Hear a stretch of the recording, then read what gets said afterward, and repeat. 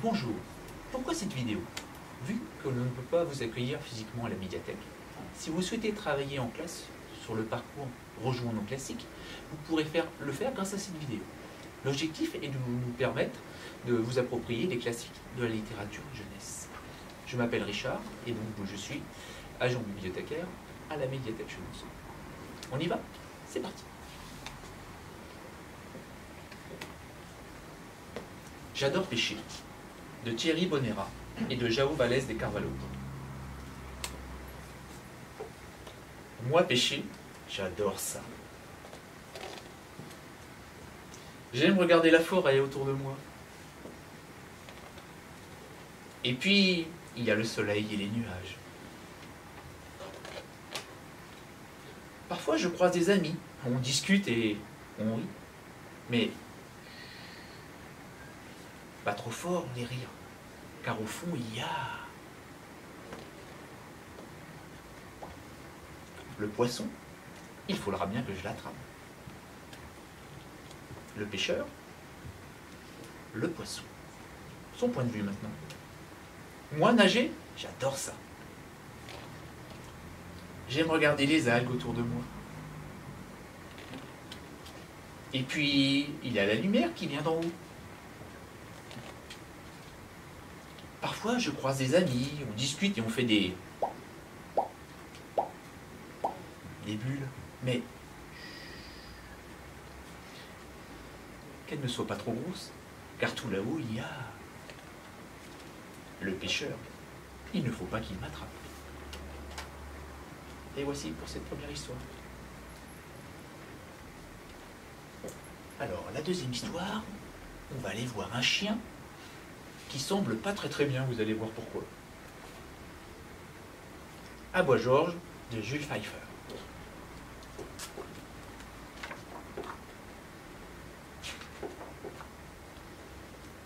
À Bois Georges. La maman de Georges dit: à Bois Georges. Georges fait: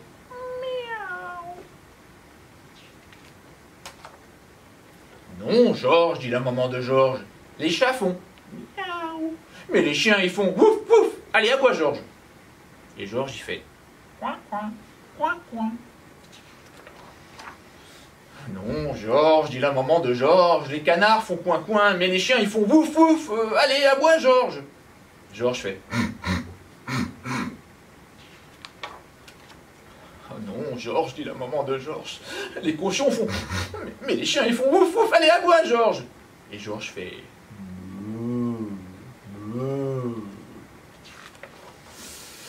la maman de Georges emmène son fils chez le vétérinaire. Oh là là, essayons de découvrir le fin fond de cette histoire, dit le vétérinaire. Allez, Georges, s'il te plaît, à bois. Georges fait miaou.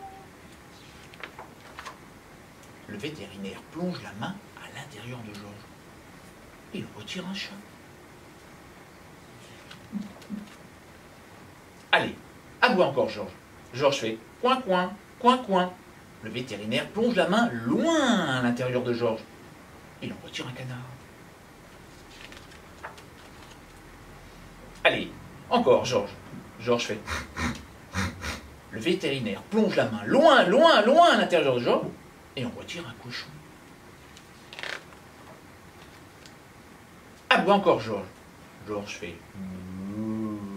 Le vétérinaire enfile son plus grand gant en latex et plonge la main, mais loin, loin, loin, loin, loin, loin, loin, loin, loin, loin, loin à l'intérieur de Georges. Oh, oh, et on retire une vache.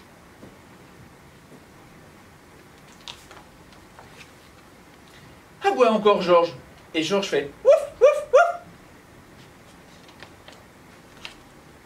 La mère de Georges est tellement émue qu'elle embrasse le vétérinaire, le chat, le canard, le cochon et la vache.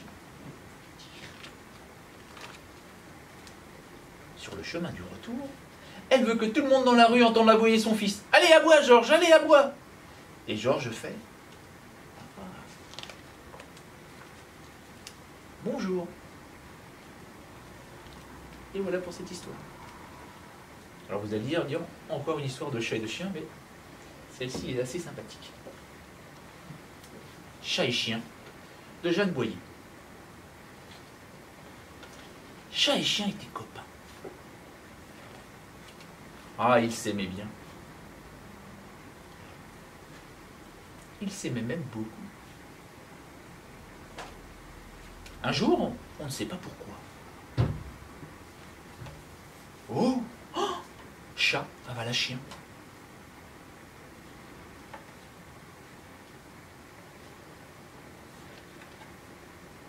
Chat se retrouva seul.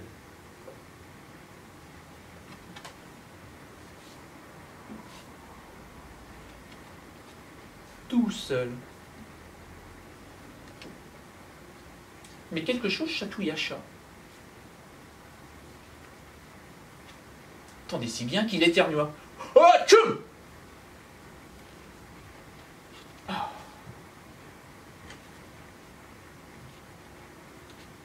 Chien n'était pas très content.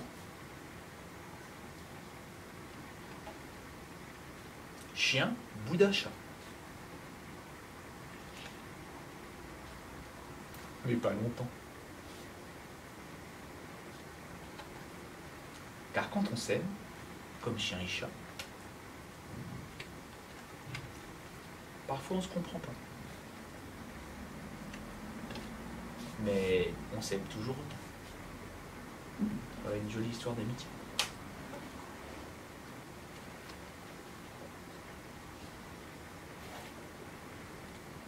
Maintenant, je vais vous faire une petite comptine.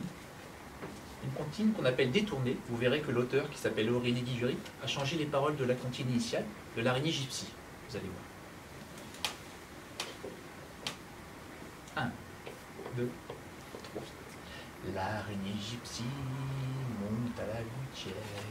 Tiens, voilà la pluie. Gypsy tombe par terre, mais le soleil a chassé la pluie. Le puceron Léon monte sur la rose.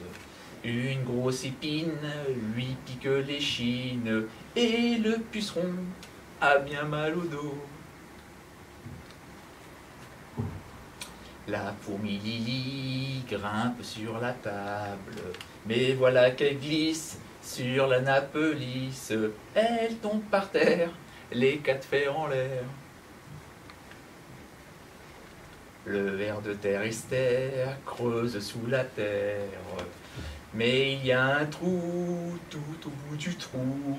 Voilà Esther, sans dessus-dessous. Belle la coccinelle vole dans le potager. Un grand courant d'air la fait virevolter.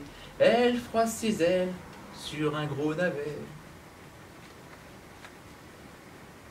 Tous les cabossés, tous les écorchés vont chez la souris pour se faire soigner. Ouille, aïe, j'ai mal, bobo docteur. Chacun remercie la petite souris. Et c'est reparti. 1, 2, 3. L'araignée gypsy monte à la gouttière. Et voilà, pour cette petite araignée.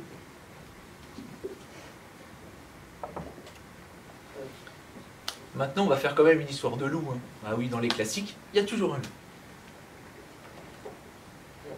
Roulez le loup. De Praline Guépara et de Hélène Micou. Roulez le loup. C'est l'histoire d'une petite grand-mère qui est maigre, maigre, maigre comme un clou. Un jour, sa fille l'invite à un mariage. Le sien d'ailleurs. La petite grand-mère s'habille, et pour pouvoir bien danser, elle met une jupe, un jupon, une jupe, un jupon, une jupe, un jupon. Elle met 7 jupes et 7 jupons. Elle ferme sa porte et s'en va. Bélam bédim, bélam bédim, bélam bédim. La petite grand-mère est bien partie. Elle marche, elle marche, elle marche. Soudain, sur le chemin, un loup. Petite grand-mère, je vais te manger. Ah, tu es fou, le loup, je suis maigre comme un clou. Si tu manges, tu auras encore faim. Mais je vais au mariage de ma fille. Pendant 3 jours et 3 nuits, je vais boire, je vais manger. Et quand je reviendrai, je serai toute ronde et toute rose. Alors là, tu pourras me manger. Et là, tu vas te régaler. Oh, pas bête, la grand-mère. À ton retour, je te mangerai. Bélam bédim, la petite grand-mère est repartie. Elle marche, elle marche, elle marche. Quand elle arrive chez sa fille, la fête a déjà commencé. La petite grand-mère se donne à cœur joie. Elle chante, elle danse, elle mange, elle boit.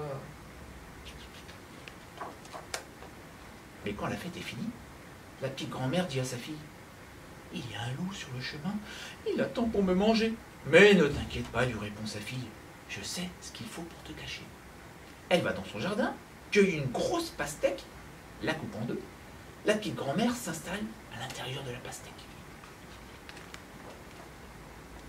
Aussitôt refermée, la pastèque, sous le poids de la petite grand-mère, se met à rouler, rouler, rouler, rouler. Roule la pastèque, roule jusqu'au bout. Roule la pastèque, et elle est arrivée devant le loup n'est pas content du tout. « Pastèque, tu n'as pas vu sur ton chemin une grand-mère toute ronde et toute rose ?»« Je n'ai vu personne, le loup. »« Mais je suis très pressé, alors tu me manges ou tu me laisses passer ?»« Moi, un loup affamé, manger des pépins et de l'eau sucrée? Tu me prends pour une chèvre ou quoi? Allez, roule ton chemin, la pastèque. »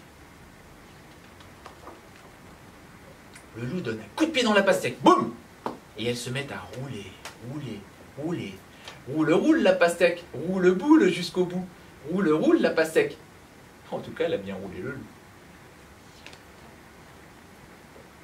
Et la petite grand-mère est arrivée, toute contente chez elle, avec des pépins partout.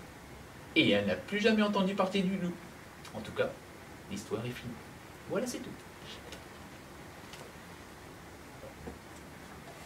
Et pour finir cette petite sélection de classiques, je vais raconter l'histoire d'un petit poisson qui fait des choses pas très bien. C'est pas mon chapeau, de John Classen.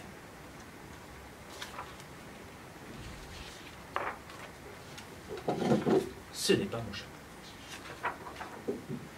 Ce chapeau n'est pas à moi. Je viens de le voler. Je l'ai volé à un gros poisson. Et j'en ai profité, il dormait. Et il ne se réveillera sûrement pas avant longtemps. Et même s'il se réveille, il ne s'apercevra sûrement pas que son chapeau a disparu. Et même s'il s'aperçoit que son chapeau a disparu, il ne saura sûrement pas que c'est moi qui l'ai pris. Et même s'il devine que c'est moi, il ne saura pas où je vais. Mais à toi, je le dis. Je vais dans un endroit où les plantes sont épaisses et hautes et serrées. Au milieu de ces plantes, on ne voit presque rien. Et je vous assure que personne ne me trouvera. En fait, il y a quelqu'un qui m'a vu. Mais il m'a promis de ne dire à personne par où je suis parti. Alors, je m'inquiète pas pour ça.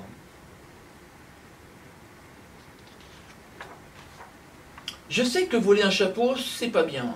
Je sais qu'il m'appartient pas. Mais je vais le garder. En plus, il était trop petit pour lui de toute façon. Regardez, il est juste à ma taille. Regarde, je suis arrivé. Oh, voilà les plantes épaisses et hautes et serrées.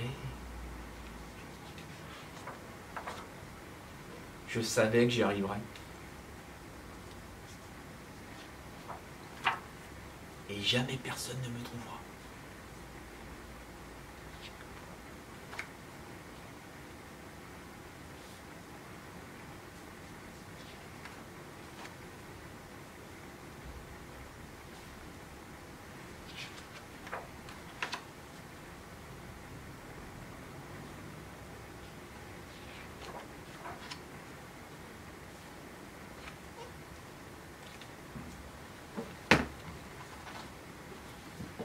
Et voilà, et voici la fin de cette petite vidéo.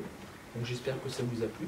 Et lors du deuxième passage en deuxième vidéo, nous ferons la théâtrisation de quelques-uns de ces albums. Voilà, je vous remercie, au revoir.